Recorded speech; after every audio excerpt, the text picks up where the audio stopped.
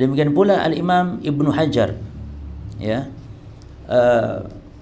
beliau mengatakan al-murad bin madhabis salaf, yang dimaksud dengan madhab salaf yakni makana alaihi sahabatul kiram, yakni orang yang berada di atas pemahaman para sahabat yang mulia, wat tabi'un, dan para tabi'in, wa atba'uhum, dan para tabi'ut tabi'in, wa imatuddin, dan para imam-imam seperti imam yang empat, duna man rumiya bibid'atin, bukan mengikuti tokoh yang dikenal dengan ahli bid'ah atau kebid'ahannya.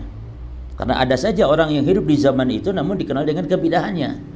Contoh misalnya Jaham bin Safwan. Ya.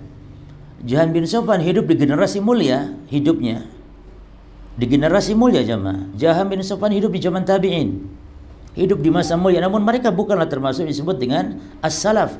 Karena salaf hanyalah mereka, para sahabat, para tabi'in, dan para imam-imam agama yang saleh, yang tidak dikenal dengan kebid'ahan. Ya kan?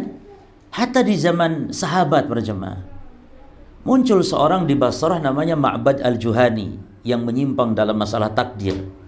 Itu bukan salaf secara istilah, walaupun hidup di zamannya. Ya, termasuk orang yang hidup di zaman kita sekarang ini, mereka bisa saja dikatakan salafi, yang pengikut salaf, walaupun hidup di zaman sekarang, ketika pemahaman mereka mengikuti salafnya dari umat di generasi awal. Maka istilah salaf adalah mereka para sahabat, adapun salafi yang mengikutinya. Demikian penisbatan kepada para salaf. Penisbatan yang mulia istilah salafi atau jamaknya salafiyun.